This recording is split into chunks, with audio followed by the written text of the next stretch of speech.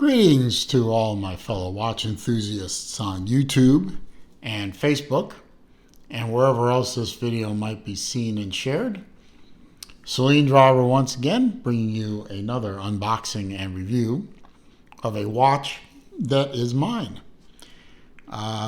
Interesting little story about this watch. I didn't know this watch existed until I saw one while I was perusing one of my favorite watch sales websites, and found this watch for sale. And the more I read about it and researched the watch, the more I really liked it, because I love the design aesthetic of this watch. And of course, being that it is a Breitling, one of my favorite traditional brands that I love so much. And I have here the Breitling box. And I did something that I don't normally do because of all the bad stories that I hear lately. I picked this watch up off of eBay. And I don't really shop eBay for watches anymore because of all the horror stories you hear. And something that eBay is starting to do now sort of swayed me to give this a try. And it for watches over, I believe it's $2,000 in cost, they have this, the eBay authentication program. Now, this is something, I don't know how long it's been, eBay's been doing it, but eBay has been doing this for a little while. New to me. Basically, when you buy a watch over a certain value, and it says in the listing on eBay that it has the authentication guarantee, it's usually says this with a blue check. What this means is when you buy the watch, instead of the watch being sent directly to you, it is first sent to an authentication center. In this case, it went to, I believe it was Dayton, Ohio. And it got there, and the watch was given to this jeweler, watchmaker. They authenticated the watch, and they give you some paperwork like this. And this has a little blurb about, things to keep in mind, and this is congratulations, on and on. And they give you this card, which I'm not going to show you the other side of the card because it has information on there that's personal-ish. But you get this card saying that somebody who's familiar with this particular watch brand has reviewed the watch, authenticated it as an actual, in this case, Breitling, and has said that this watch is good to go. And once they authenticate the watch, then they turn around and ship it to me, and then they release the funds that I paid to the seller. Is that enough information for you? Now, inside the box here is full paperwork on this watch, plus also the links. And this is a Chronospace. So you get the manual. You get a visual representation of the slide rule, instructions for using the slide rule, which I never read because I don't want to learn, because I don't want my head to explode, the international warranty card, and something about Breitling service. And where did there was one other piece of paper in here. What happened to it? I don't know where it went. It was the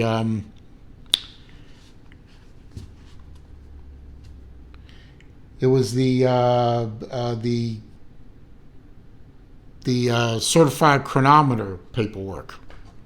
Oh, where it went. Oh boy, I better find that later. I don't want to lose that. Oh.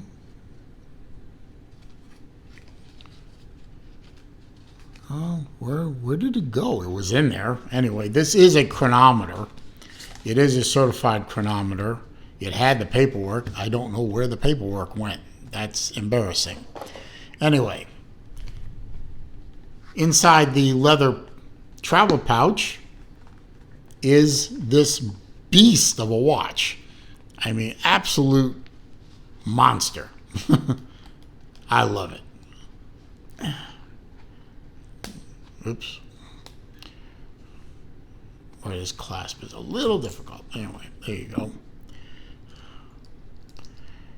Anyway, inside is this. And why does my camera keep going out of focus? That's really annoying. Anyway, this is the Chronospace. This is Breitling Chronospace A78365. This is an analog and digital super quartz watch with the Breitling flight computer, if you will, the circular slide rule. And it is a true chronograph. It is a chronometer. It's a certified chronometer. I don't know where the paperwork went. It's got to be around here somewhere. I'll find it later. Beautiful watch. Little bit, shows a little bit of wear from the previous owner, but that's okay. I knew it was there when I bought it, so it's not like that snuck up on me. And this is an analog digital watch. It has multiple functions. And it is a beast. Let me put this thing on my wrist. This thing, I mean, I have a 7¼ inch wrist, so my wrist can handle a pretty good sized watch. I think this may be the biggest watch I own in terms of circumference. And it is a little big. Now, my wrist seems to be able to handle it pretty well. I mean, the lug to lug measurement, well, I'll get into all that later. Shows it to be a pretty good sized watch.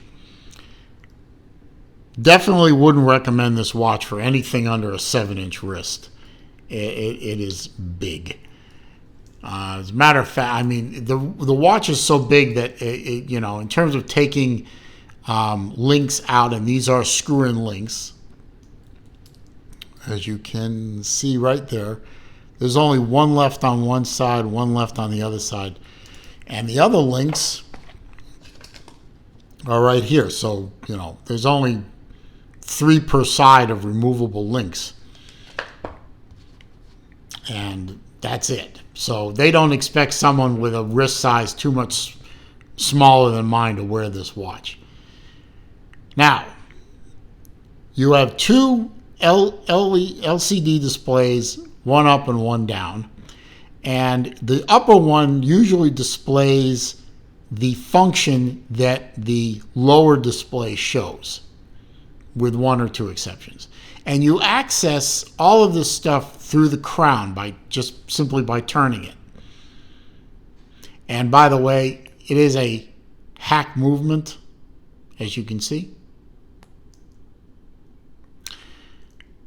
Now, hopefully you can see it. If you press this button in on the crown, you can see you activate a 6-second backlight on it. This is showing time in 24-hour spec.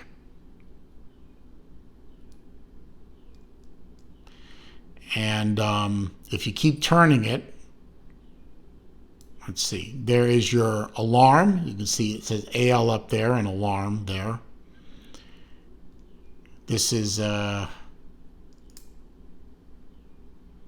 see. Oh, I'm sorry. That is a second time zone, I think. Or is it GMT? I think it's GMT. Keep turning it. There is your chronometer.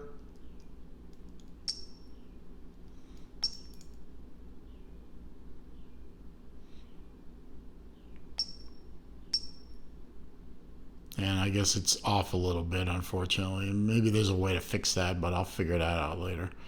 Keep turning it, And let's see, that should be a timer. There's a second alarm. There's UTC right there. So, and then of course you can keep turning it, and there's your you can turn the noises it makes on and off through there. And then somewhere in here is day and date and that kind of thing.